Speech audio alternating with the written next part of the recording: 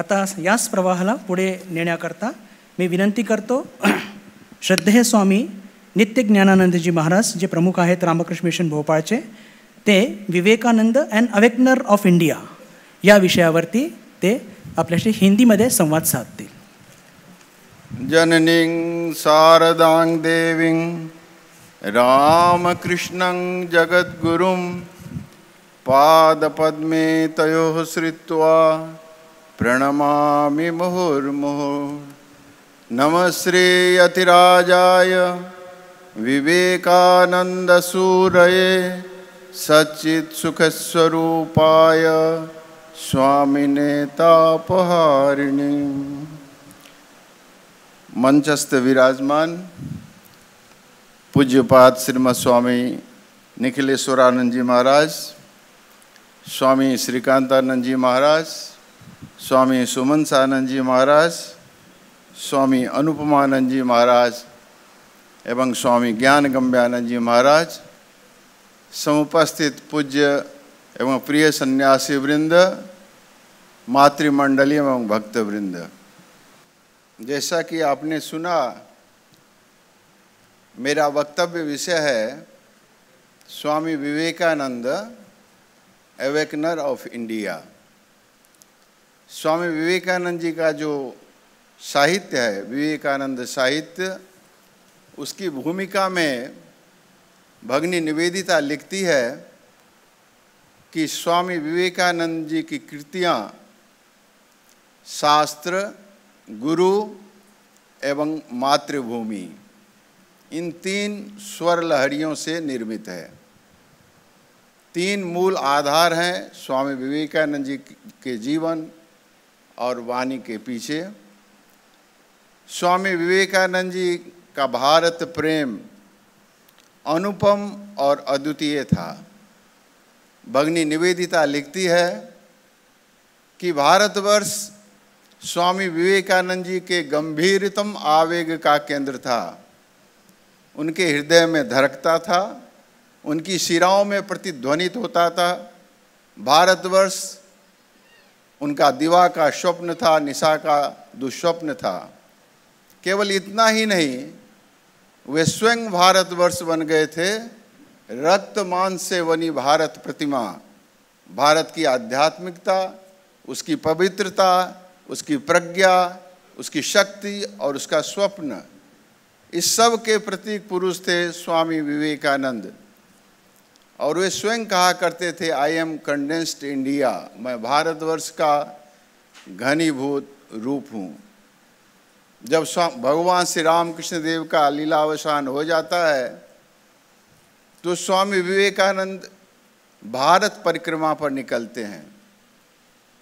हिमालय से लेकर कन्याकुमारी तक संपूर्ण भारतवर्ष की यात्रा करते हैं, अधिकांश पैदल ही, और अपनी आँखों से पराधीन भारत की दुर्दशा देखते हैं.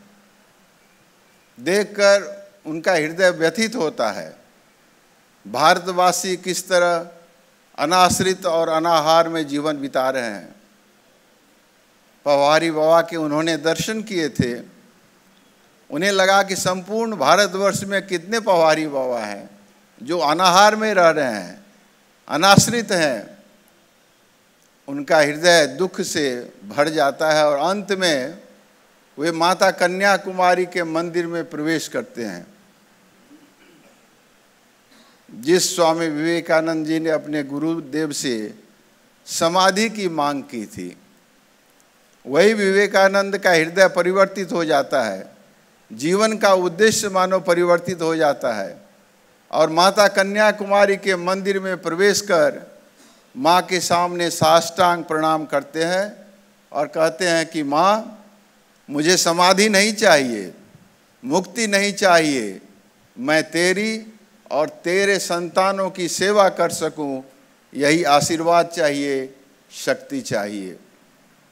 माता कन्याकुमारी से वह शक्ति और आशीर्वाद प्राप्त करके स्वामी जी जब उस मंदिर से निकलते हैं तो अनति दूर समुद्र में माँ के चरण चिन्हों से सुशोभित एक शिलाखंड अपना मस्तक ऊंचा उठाए खड़ा था।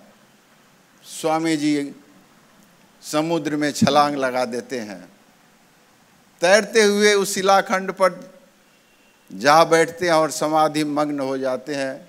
3 दिनों तक उनकी समाधि नहीं टूटती है, लेकिन उनके ध्यान का विषय क्या था? कोई देवी देवता नहीं, उनके ध्यान का विषय था पुण्य भूमि भारतवर्ष, भारत का गौरवमय अतीत, उसका वर्तमान पराधीन दास्ता का जीवन और भविष्य का उज्जवल चरित्र। स्वामी जी के मानस पटल पर एक के बाद एक सब उद्भासित होते हैं और उनके पूत पवित्र मानस पटल पर चित्त पर यह उद्भासित होता है कि जिस आध्यात्मिकता के बल पर भारतवर्ष एक दिन उन्नति के चरम शिखर पर पहुंचा था, उसी आध्यात्मिक शक्ति के द्वारा भारतवर्ष का पुनरुत्थान होगा। और वे एक संकल्प लेते हैं, पाश्चात्य जाएंगे, पाश्चात्य वासियों को भारतीय धर्म और अध्यात्म की वाणी सुनाएंगे तथा स्वदेश लौटकर भारत माता की सेवा में, भारतवासियों की सेवा में अपना अवशिष्ट जीवन समर्पित करेंगे। और इसके बाद इस संकल्प के अनुसार वे पाश्चात्य देश की यात्रा करते हैं शिकागो धर्म महासभा सम्मेलन में भाग लेने के लिए। यात्रा के पूर्व उनकी मुलाकात स्वामी तुरायानंद जी महाराज से माउंट आबू रोड पर होती है। तुरायानंद जी को आलिंगन कर स्वामी जी कहते हैं कि हे हरि भाई, मैं तेरे तथाकथित धर्म को नहीं समझ पाया, लेकिन मेरा हृदय विशाल हो चुका है। अब मैं दूसरों की पीड़ा में पीड़ा का अनुभव करना सीख गया हूँ। विश्वास रखो, मेरे अंदर तीव्र दुख बोध का जन्म हो चुका है। तो स्वामी जी यह कहते कहते आवेग से उनका गला भर आता है और आगे कुछ नहीं बोल पाते हैं। उनकी आँखों से अश्रुधारा निकल पड़ती है। तो अपनी आँखों में अश्रुधारा और दिल के अंदर, हृदय के अंदर भारतवासियों के लिए तीव्र दुख बोध, यही लेकर वे पाश्चात्य की यात्रा करते हैं। शिकागो धर्म महासभा में सम्मिलित होते हैं और वहाँ अभूतपूर्व सफलता उन्हें प्राप्त होती है। बड़े बड़े लोगों के घर, धनाढ़ लोगों के घर उनके लिए खुल जाते हैं। अतिथि के रूप में स्वीकार करने के लिए सब आग्रह करते हैं, लेकिन स्वामी जी को वहाँ सारी सुविधाएं देने के बाद भी नींद नहीं आती है। वे बिछावन पर नहीं सोते हैं, नीचे भूमि पर शयन करते हैं और रात भर अपने देशवासियों की याद कर रोते हैं। श्रीमती सरला घोषाल को एक पत्र में स्वामी जी लिखते हैं बाद में कि यूरोप के बहुतेरे नगरों में घूम घूम कर वहाँ के गरीबों के भी अमन चैन और सुख शांति को देखकर मुझे अपने देशवासियों की याद आती थी और मैं आंसू बहाया करता था। यह है भारतवर्ष के प्रति उनकी संवेदना, उनकी सहानुभूति। 4 वर्षों तक स्वामी जी पाश्चात्य देश में भारतीय धर्म का प्रचार प्रसार करने के पश्चात स्वदेश लौटते हैं। उस समय एक अंग्रेज सज्जन उससे पूछता है कि स्वामी जी, 4 वर्षों तक इस विशाल ऐश्वर्यशाली महान पाश्चात्य देशों में रहने के पश्चात अब आपको अपनी मातृभूमि कैसी लगेगी? मानो विद्रूप करते हैं कि भारतवर्ष एक पराधीन और दरिद्रमय देश है। स्वामी जी कहते हैं, जब मैं भारतवर्ष को छोड़कर यहाँ आया था तो अपने देश से प्रेम करता था, लेकिन जब 4 वर्षों तक इस पश्चात भोगशाली देश में रहने के पश्चात अपने देश को लौट रहा हूँ तो भारत की धूलि कण तक पावन है, वहाँ की वायु पवित्र है, भारत एक तीर्थ भूमि है, पावन है। यह है भारतवर्ष भारतवर्ष का असली स्वरूप, शाश्वत और सनातन स्वरूप, आध्यात्मिक देश, पावन और पवित्र देश, यह भारतवर्ष। स्वामी जी वहाँ से लौटते हैं, कोलंबो से लेकर अल्मोड़ा तक स्वामी जी का शानदार स्वागत होता है विजय वीर की तरह।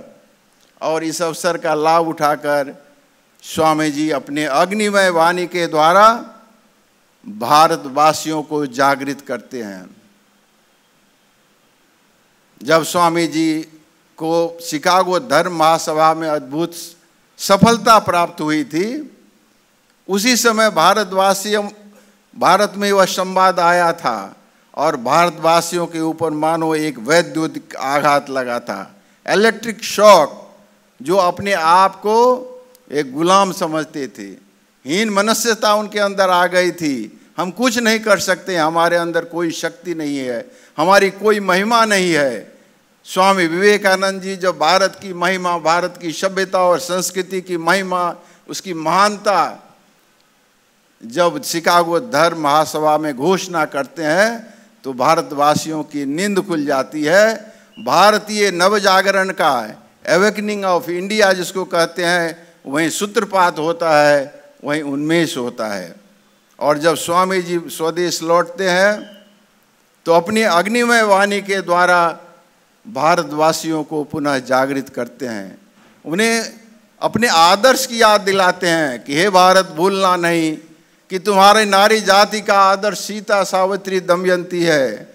भूलना नहीं कि तुम्हारे उपास्य देवता सर्वत्यागी उमानाथ शंकर है।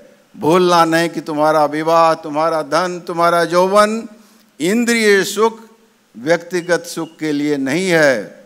तुम जन्म से ही महामाया के लिए बलि प्रदत्त हो। तुम्हारा समाज उस महामाया की छाया मात्र है। गर्व से बोलो कि अज्ञानी भारतवासी, दरिद्र भारतवासी, चमार भारतवासी सब मेरे भाई हैं, तुम्हारे रक्त मांस हैं। भारतवासी तुम्हारे भाई हैं, तुम्हारे प्राण हैं। भारत की देवी देवता तेरे ईश्वर हैं। भारत का समाज तेरे बचपन का झूला, जवानी की फुलवारी और बुढ़ापे की काशी है। भारत की मिट्टी तुम्हारा स्वर्ग है। भारत के कल्याण में तुम्हारा कल्याण है। और दिन रात कहते रहो, हे गौरीनाथ, हे शंकर, मुझे मनुष्यत्व दो। माँ, मेरी दुर्बलता और कापुरुषता को दूर कर दो। माँ, मुझे मनुष्य बना दो। तो भारतवासियों को पुनः अपने महान सनातन आदर्श की याद दिलाते हैं और कहते हैं त्याग और सेवा ये भारत का मूल मंत्र है। Renunciation and service are the twin ideals of India. त्याग और सेवा ये दो महान भारतीय आदर्श है। यदि हमारे जीवन में यह आदर्श है तो हम भारतीय कहलाने के लायक हैं। तो इस तरह से पूरे देश को जागृत करते हैं। और देश के जागरण के लिए दो प्रधान शर्तें हैं। पहला है आत्म प्रत्यय, अपने ऊपर विश्वास, अपनी शक्ति के ऊपर विश्वास। और स्वामी जी हमारे अंदर वह विश्वास पुनः उत्पन्न करते हैं। कहते हैं विश्वास, विश्वास, विश्वास, अपने ऊपर विश्वास और परमात्मा के ऊपर विश्वास उन्नति का यही मर्म है। अपनी सभ्यता के प्रति विश्वास, अपनी संस्कृति के प्रति विश्वास। भारत की यह महान शाश्वत संस्कृति है जो संपूर्ण विश्व को मार्गदर्शन कराती है। इसीलिए भारतवर्ष जगत गुरु के स्थान पर आरूढ़ है। यह आत्म प्रत्यय जगाते हैं स्वामी जी हम लोगों के अंदर। और जब आत्म प्रत्यय जगता है तो उन्नति का मार्ग प्रशस्त होता है। सो जागरण का जो दूसरा चरण है वह है आत्म अभिव्यक्ति की। तो आप सभी जीवन के सभी क्षेत्रों में वह अभिव्यक्ति होती है, मैनिफेस्टेशन होता है अपने अंदर की शक्ति का, अपने अंदर की विश्वास का। चाहे साहित्य हो, कला हो, संगीत हो, किसी भी क्षेत्र में हो, उस आत्मविश्वास का प्रतिफलन होता है। स्वामी जी के मौलिक विचार थे, हमारे देश की उन्नति कैसे होनी चाहिए, हमारा देश किस तरह से जाना चाहिए। कहते हैं कि भारतवर्ष का मेरुदंड है धर्म, धर्म को आधार बनाकर यदि हम अपनी सांसारिक उन्नति करें, सांसारिक प्रगति करें, तो वही हमारा सही उन्नति होगी। लेकिन धर्म को त्याग करके यदि भारतवर्ष पाश्चात्य का अंधा अनुकरण करे तो वह उसकी मृत्यु आसन्न है। तो स्वामी जी हमें दिखाते हैं कि किस तरह हमारी प्रकृति होनी चाहिए, हमारी भारतवर्ष की सभी क्षेत्रों में अभिव्यक्ति होनी चाहिए। यह मार्ग प्रशस्त करते हैं अपनी वाणी के द्वारा। तो आत्म प्रत्यय और आत्म अभिव्यक्ति का मार्ग स्वामी जी दिलाते हैं। लेकिन प्रगति के लिए आवश्यक है स्वतंत्रता, फ्रीडम। यदि हम गुलाम हैं, पराधीन हैं, तो हम अपनी उन्नति कभी साधित नहीं कर सकते हैं। इसीलिए आवश्यकता थी देश को स्वाधीन करने के लिए, और स्वामी विवेकानंद जी इसके लिए प्रेरणा प्रदान करते हैं। स्वामी जी ने कभी राजनीति में प्रत्यक्ष रूप से भाग नहीं लिया, लेकिन उनकी प्रेरणा स्वतंत्रता आंदोलन में जितने लोगों ने भाग लिया, सबके अंदर स्वामी जी की प्रेरणा कार्यरत थी। स्वामी जी प्रेरणा देते हैं कि यह गुलामी की जो अवस्था है, इसके द्वारा तुम्हारी उन्नति कभी नहीं हो सकती है। अपने आप को मुक्त करो। फ्रीडम, फ्रीडम वाज द मूल मैसेज ऑफ स्वामी विवेकानंद। तो भारत को स्वतंत्र होना होगा। भारत स्वामी जी के अनुसार स्वतंत्रता को प्राप्त कर लिया। स्वामी जी ने कहा 50 वर्षों के अंदर भारतवर्ष स्वतंत्र होगा। भारतवर्ष स्वतंत्र हुआ और अब प्रगति के पथ पर चल पड़ा है। आज जो भारतवर्ष को हम देखते हैं वह स्वामी जी की इच्छा, स्वामी जी की आशीर्वाद, स्वामी जी की कल्पना उसके अंदर है। तो इस तरह से स्वामी विवेकानंद भारत के पुनर्जागरण के लिए उनकी प्रेरणा, उनकी शक्ति सब कार्यरत है। ऋषि अरविंद कहते हैं कि यदि किसी को भारत का विराट पुरुष कहा जा सकता है तो वह एकमात्र है विवेकानंद, नरकेसरी विवेकानंद। मैं देखता हूँ कि उनके प्रभाव ने भारत की आत्मा को आलोड़ित किया है। हम तो यही कहेंगे कि विवेकानंद आज भी जीवित हैं। मेरी देश जननी की संतानों की आत्मा में आज भी विवेकानंद जीवित है। देश के प्रथम प्रधानमंत्री जवाहरलाल नेहरू कहते हैं, यह ठीक है कि हम साधारणतः राजनीतिक शब्द से जो समझते हैं, स्वामी विवेकानंद जी उस तरह नहीं है, परंतु मेरे विचार से तो वे भारतीय राष्ट्रीय आंदोलन के महान प्रवर्तकों में से एक थे। जिन बहुत से व्यक्तियों ने इस आंदोलन में अल्पाधिक मात्रा में योगदान किया था, उन्होंने स्वामी विवेकानंद जी से प्रेरणा पाई थी। तो सबके अंदर प्रेरणा के मूल स्रोत थे स्वामी विवेकानंद। स्वामी जी ने प्रत्यक्ष या अप्रत्यक्ष रूप से आधुनिक भारत को बहुत अधिक प्रभावित किया है। नेताजी सुभाष चंद्र बोस अपने इंडियन पिलग्रिम नामक पुस्तक में कहते हैं, स्वामी विवेकानंद जी का धर्म राष्ट्रीयता को प्रेरणा देने वाला धर्म था। नई पीढ़ी को उन्होंने भारत के प्रति गौरव एवं उसके भविष्य के प्रति आस्था उत्पन्न की थी। उनके उद्गारों से लोगों के मन में आत्मविश्वास एवं आत्मसम्मान की भावना जागृत हुई थी। स्वामी जी ने सुस्पष्ट रूप से राजनीति का एक भी संदेश नहीं दिया, किंतु जो भी उनके अथवा उनकी रचनाओं के संपर्क में आया, उसमें देशभक्ति और राजनीतिक भावना अपने आप जागृत हो गई थी। इसीलिए राष्ट्रपिता महात्मा गांधी कहते हैं, मैंने स्वामी जी की पुस्तकों को बड़े मनयोग से पढ़ा है और उसके फलस्वरूप देश के प्रति मेरा प्रेम हजारों गुना बढ़ गया है। यह है स्वामी जी की प्रेरणा का फल। भारतीय जातीयता बोध का जनक थे स्वामी विवेकानंद। इंडियन नेशनलिज्म, स्वामी विवेकानंद जी का नेशनलिज्म था स्पिरिचुअल नेशनलिज्म। भगनी निवेदिता कहती थी, Swami ji was himself the living embodiment of that which the word nationalism conveys. यह जो राष्ट्रीयता शब्द से जिस भाव का द्योतक होता है, स्वामी जी उस भाव के जीवंत विग्रह थे। और सर्वोपरि स्वामी विवेकानंद जी थे युवाओं के आदर्श। किसी भी राष्ट्र के नवजागरण में सबसे अधिक योगदान, सबसे अधिक भूमिका होती है युवा वर्ग की, और स्वामी विवेकानंद इस युवा वर्ग को जागृत करते हैं। कहते हैं कि मेरा विश्वास, मेरी आशा इस युवा वर्ग के ऊपर है, और वे ही भारत की सारी समस्याओं का यथार्थ समाधान सिंह विक्रम के साथ करेंगे। तो युवाओं का जागरण देश के नव जागरण में एक महत्वपूर्ण भूमिका निभाता है, और स्वामी विवेकानंद जी ने युवाओं को जागृत किया था।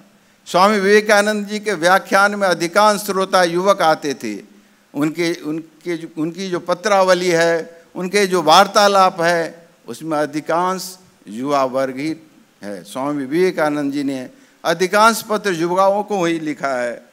तो भारत के नवजागरण में युवा की क्या भूमिका होगी, यह स्वामी जी ने निर्दिष्ट कर दिया था।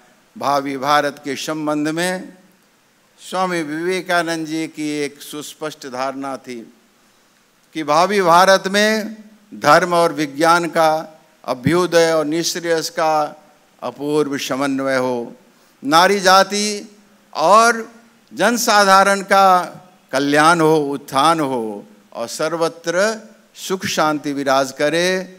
विश्व दरबार में भारत माता को एक उच्चासन प्राप्त हो, यह स्वामी जी की कल्पना थी। और ये स्वामी जी की कल्पना के भारत का पुनरुत्थान होगा कि नहीं, निर्माण होगा कि नहीं, इसमें संदेह करने पर स्वामी जी ने स्वयं ही उत्तर दिया था कि भारतवर्ष का पुनरुत्थान होगा, परंतु वह जड़ की शक्ति से नहीं, आत्मा की शक्ति से। वह पुनरुत्थान विनाश की ध्वजा लेकर नहीं, बल्कि शांति और प्रेम की पताका लेकर होगा। जब हजारों लाखों स्त्री पुरुष पवित्रता के शक्ति मंत्र से दीक्षित होकर, भगवान के प्रति अटल विश्वास से शक्तिमान होकर, और दीन दुखियों के प्रति सहानुभूति से सिंह के समान साहसी बनकर संपूर्ण भारतवर्ष में समानता के संदेश का, सेवा के संदेश का प्रसार करते रहेंगे, तभी भारतवर्ष का पुनरुत्थान होगा। और आज हम यह देख रहे हैं, भारतवर्ष की कल्पना का भारत तैयार हो रहा है। स्वामी जी ने भारतवासियों का आह्वान किया था कि दीन दुखियों पवित्रों के लिए मैं अपनी सहानुभूति और प्राणपण प्रयत्न को थाती के तौर पर तुम्हें सौंपता हूँ। तुम जाओ उस पार्थसारथी के मंदिर में जाकर उनके सम्मुख साष्टांग प्रणाम करो, और अपने संपूर्ण जीवन की बलि दो उन दीनहीनों के लिए जिनके लिए भगवान जुग जुग में अवतरित होते हैं। यह है स्वामी जी का आह्वान हम सब लोगों के प्रति। हम अपना जीवन अपने देश के लिए समर्पित करते हैं। स्वामी जी कहते हैं कि यह जीवन क्षणभंगुर है, जीवन की भोग सामग्रियाँ भी क्षणभंगुर है। केवल वे ही जीते हैं जो दूसरों के लिए जीते हैं, बाकी लोगों का जीना मरने के समान है। स्वामी जी हम सब लोगों को कहते हैं, तुम हो मेरे लाल निरंजन, अति पावन निष्पाप, तुम हो सर्वशक्तिशाली, तेरा है अमित प्रताप। यह याद रखते हुए एक नवीन भारत के निर्माण के लिए हम लोग जुट जाएं, समर्पित हो जाएं, यही स्वामी जी की हमसे आशा और विश्वास है। जय स्वामी जी, जय भारत।